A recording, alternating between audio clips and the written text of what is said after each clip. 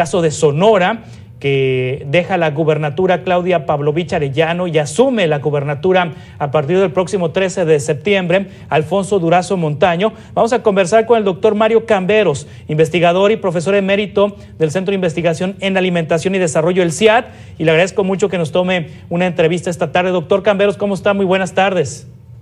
Buenas tardes, Juan Carlos, gracias por tu deferencia. Gracias, doctor. ¿Cómo deja la gobernadora Claudia Pavlovich las cifras de pobreza en el estado de Sonora? ¿Cómo las recibe Alfonso Durazo, doctor?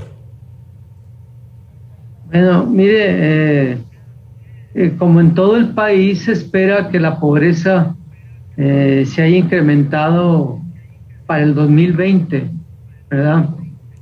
Estos datos que acaba usted de leer, en donde se registra una reducción del ingreso de 4.8%, se espera que también haya sido esa reducción para el estado de Sonora, a pesar de este dato que no es bueno para todo el país y obviamente para los estados, excepto para Nuevo León y Baja California, en el norte, que subieron sus ingresos. Pero lo más sorprendente es que los estados de Guerrero y Chiapas también subieron sus ingresos entre el 2018 y el 2020.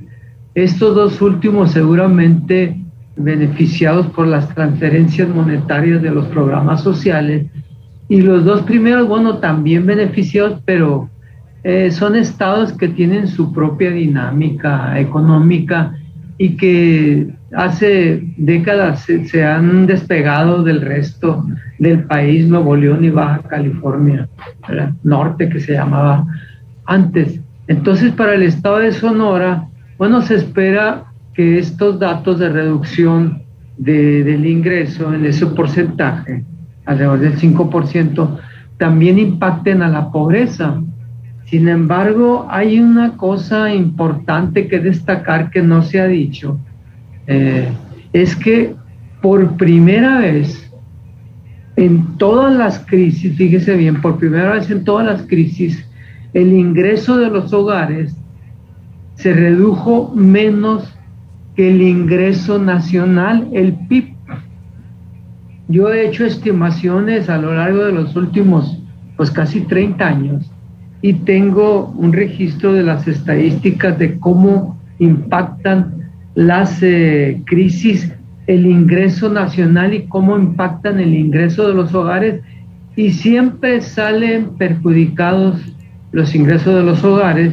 En el error de diciembre cayó el ingreso de los hogares en 14%, pero el PIB nacional cayó en 7%. En 1982 el ingreso de los hogares cayó alrededor de 12% y el PIB cayó en 7,5%. En el 2006 igual el ingreso de los hogares cayó 10%, pero el PIB cayó menos, en 7%. Entonces ahora por primera vez el PIB cayó en 8.5% y el ingreso de los hogares cayó en 4.5%. Quiere decir que por primera vez la microeconomía o la economía de los hogares se vio menos perjudicada que la macroeconomía, lo cual llevado al análisis de la pobreza, se espera que esta haya aumentado menos de lo que se esperaba. A propósito, sí, la CEPAL calculaba en que iba a llegar hasta 70 millones de pobres, ¿verdad?, con esta crisis.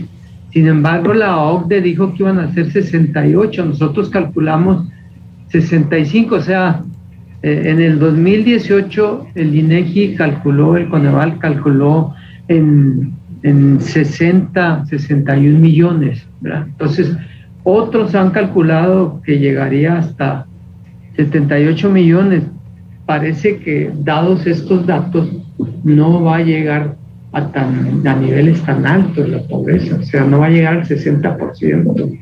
Si llega al 60%, pues sería difícil explicar cómo pudo aumentar la pobreza en 10 puntos porcentuales si el ingreso solamente bajó en 5 puntos. Sí, esto, doctor Mario Camberos, ¿se debe a los programas sociales del gobierno federal? ¿Se debe a que ha amortiguado el ingreso de los hogares, el tema de las transferencias a los hogares, las transferencias directas que se hacen a adultos mayores, las transferencias directas que se hacen a estudiantes de educación media superior, las transferencias directas que se hacen a jóvenes entre 18 y 29 años de edad que no están estudiando y que están en procesos de capacitación? Es decir, ¿esto lo ha amortiguado, los han amortiguado los programas sociales, los ingresos de los hogares? Seguramente, porque en agosto del 2018, cuando se levanta la encuesta en julio, agosto y septiembre, la economía todavía no se recuperaba del todo, ¿verdad? Entonces, esa es la función de los programas sociales, servir como una red, una especie de red de protección ante los riesgos que sufre la economía y que siempre a los que han impactado más es a los hogares que a la macroeconomía. Entonces, en esta ocasión ya se está viendo ese impacto de los programas sociales.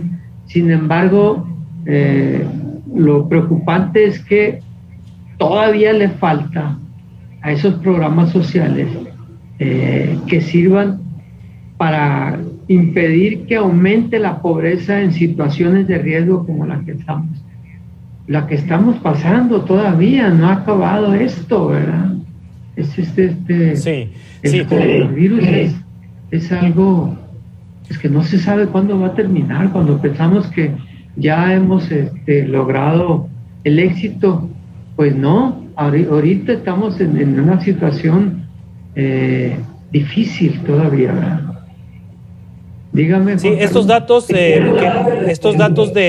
la encuesta del INEGI son los que está esperando el Coneval para presentar su informe de pobreza en 2020, que eventualmente será en 2-3 semanas, en el mes de agosto, cuando el Coneval presente su informe de pobreza, y seguramente pues se va a confirmar todo esto que nos dice doctor Mario Camberos.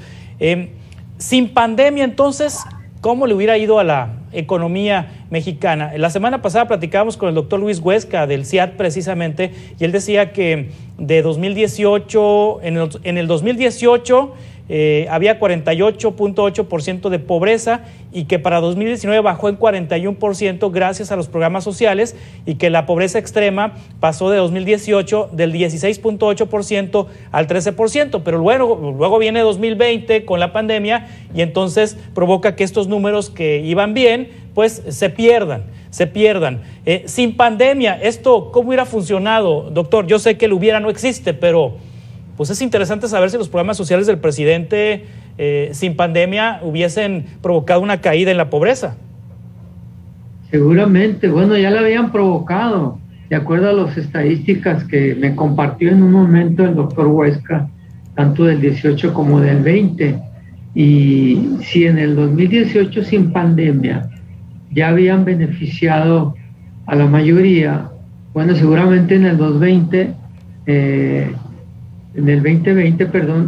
le hubieran hecho más, no tanto en la misma proporción, porque todas las políticas sociales exitosas al inicio producen un impacto muy fuerte porque cambiaron completamente la política social.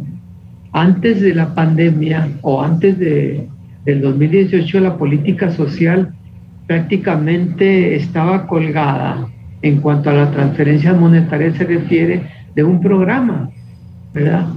Un programa, como había ocurrido en los últimos 30 años.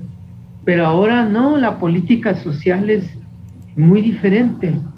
La política social no es un programa, sino es toda la política la política política, la política económica, la política que se centra en el eslogan, primero los pobres, ¿verdad? Y esto es algo pues que pudiera parecer a algunos detractores del presidente.